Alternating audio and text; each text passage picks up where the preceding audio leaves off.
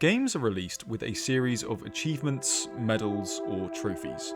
Most players will be pleasantly surprised when a small pop-up appears in the corner of their screen, highlighting they have done something of significance, and they will ignore it, continuing on in their journey. That's it.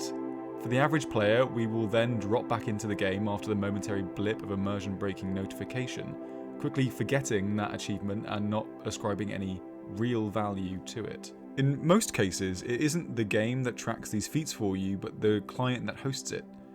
Although that doesn't mean they're not part of the game, the developers get to decide what constitutes an achievement. But for most players, it's secondary to the experience and largely dismissed. It's completely understandable why.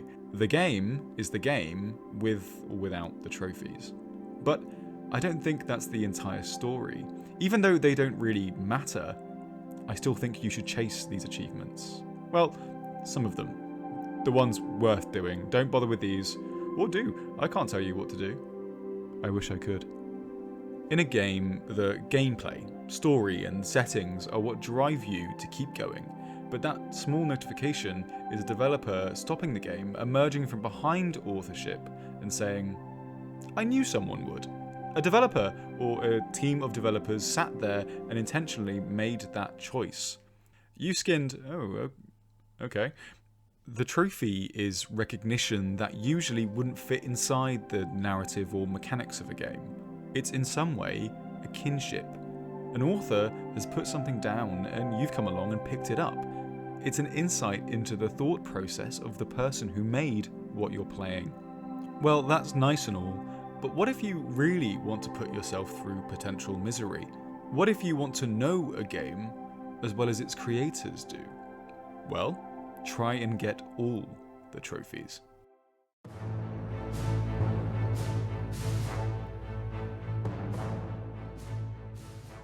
That being said, let's get some usual arguments out of the way. Platinums aren't always worth your time. This applies to some games far more than others. If a developer hasn't bothered to tailor the achievements to the narrative and the story, why should you bother to follow in those disjointed footsteps? You know the ones. You get a trophy for level 1, for level 2. Oh look, I finished level 3, but on hard mode. So many games will fall into this category where trophies are a clear afterthought. I'm not saying you should do these unless you really like RoboCop Rogue City. And some make platinums a chore. Maybe they don't afford you the mercy of replaying levels or circling back later. Missable trophies that require full playthroughs each time for the most meticulous dialogue choice suck. And why would you bother clawing your way back through the game to pick up that one crucial item that was hidden down that corridor?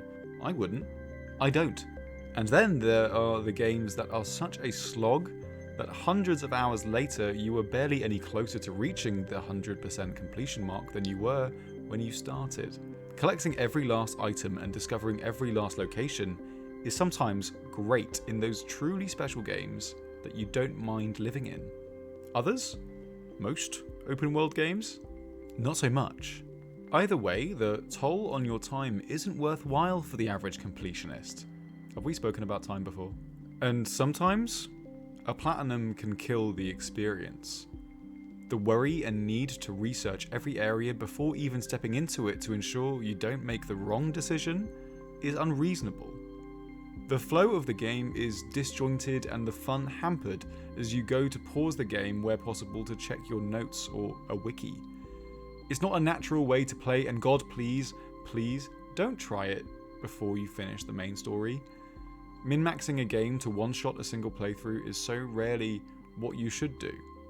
But understandably, once the credits roll and the main story is finished, you may feel satisfied to end your journey there and move to whatever the next thing is in your life. Maybe it's one of the million games that was released today. Sometimes you can't come back too soon. But sometimes you should go back. Close out that side mission you didn't bother finishing. Unlock that final piece of dialogue with that weird NPC in the market, or platform your way to that secret area, or whatever else may still be waiting for you. Sometimes the game isn't done with you yet. My first platinum was Sekiro, and my second, Elden Ring. These two were reasonably hard platinums. They are very hard games, but there are far harder ones out there. There are also some phenomenal, less intense platinums. For example, Stray. Walled City 99, an abandoned place home to robots, strays, and zerks.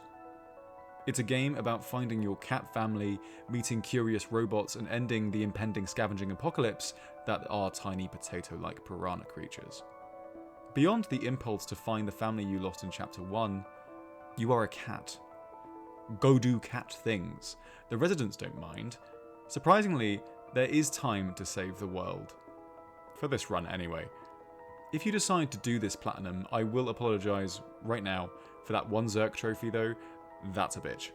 Stray's platinum is a perfect example because achieving it encouraged me to lean into what the game was. It's a game about being a cat, and the trophies encourage the player to take that direction. You may say, but the speedrunning trophy, but cats bolt like hell. To get the platinum, I had to commit to that idea to the fullest extent the developer imagined. I cat-maxed. This is one of the reasons you should platinum these games. A good set of trophies is a sign of a well thought out game. When I platinumed Stray, it was a fulfillment of the thematic ideas Blue 12 had when they made the game. I experienced fully what it could offer. Sekiro is a game rich in lore about power, greed, immortality, and the really satisfying clangs of a perfectly executed parry. Go do the Jacob Geller video. What are you talking about? The Sekiro one, you had it open the whole time you're writing this. No, I didn't, and trust me, this is different. We only talk about parrying like 12 times. Sekiro takes a different approach to difficult areas on subsequent achievements. It's a game that won't let you just brute force your way through each interaction. It encourages you to think of each battle as a careful dance. Greed is necessary to build that posture bar, but equally, hesitation is defeat. Yeah, you could slowly whittle away at a boss, doing minuscule amounts of chip damage until you can finally land that death blow, but where's the fun in that? Eventually, it just clicks. My first run took close to 20 hours, but subsequent runs, 3, 4 at most. I realised in the panic to get through each area as quickly as possible to get to the next sculptor's idol, there were many areas I had just missed or avoided because I was too scared. With my newfound confidence, I tried new endings and new bosses. A lot of the time, pleasantly rewarded with a trophy. I ended up using the trophies as a guide. They forced me on a journey of exploration and understanding the intentionality behind mechanical choices. I learned to appreciate why the developers had designed areas in the way they had. And once reaching the platinum, I could rest knowing I had explored everything the game could offer. I had paid my respects to the developers' full vision, and they had acknowledged the journey I had made. Sekiro and the games like it push the player to be that little bit better. Like roguelikes, there is a need to persevere and get better with each run.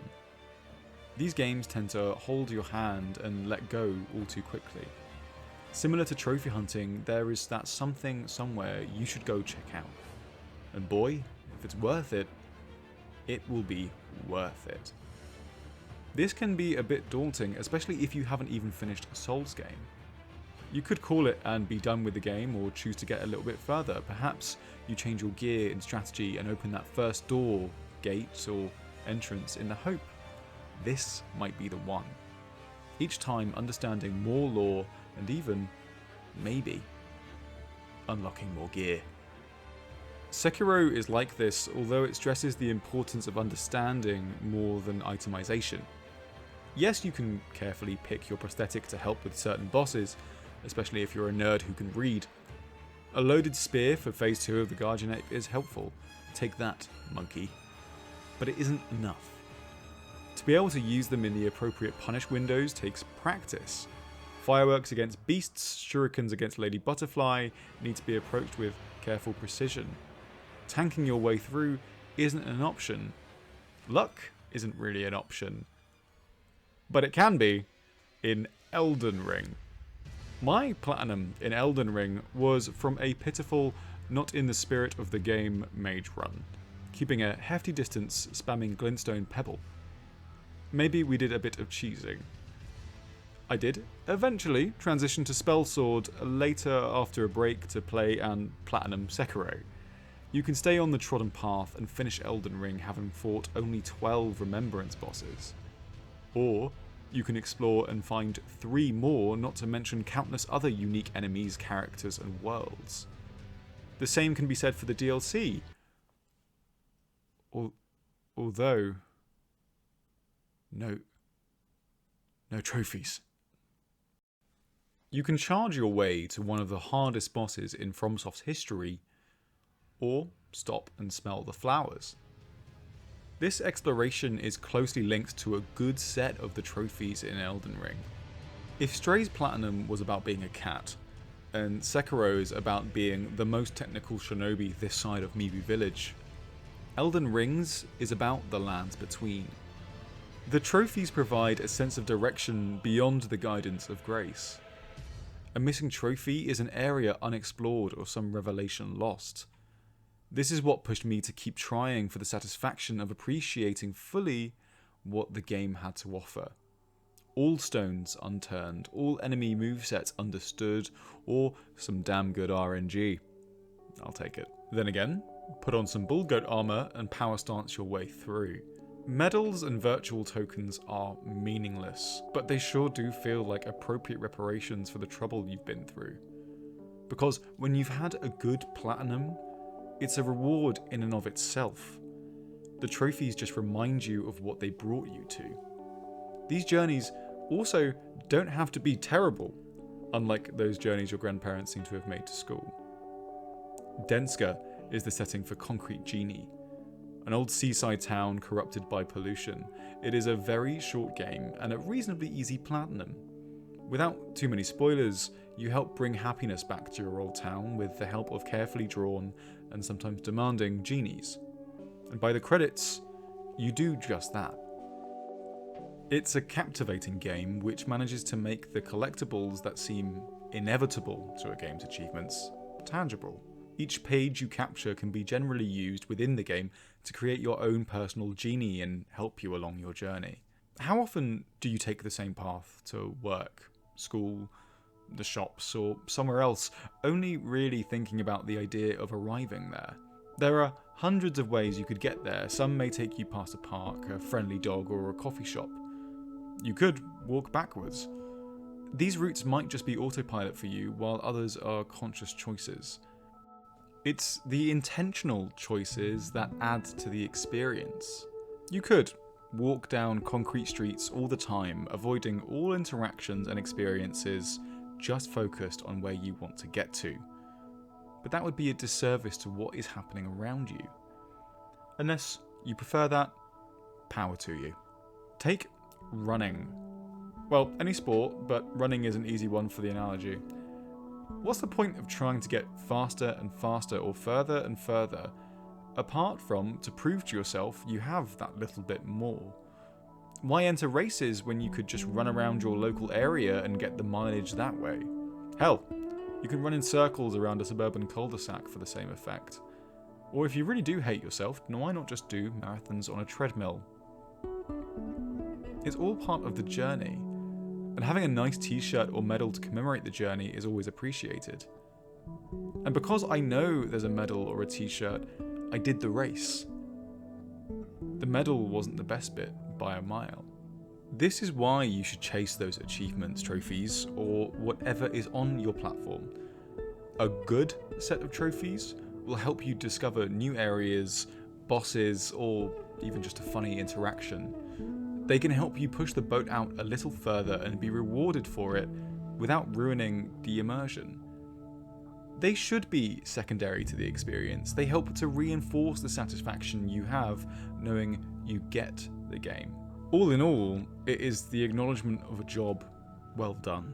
Kurt Vonnegut, the American author, told a story once about telling his wife he was leaving the house to buy an envelope.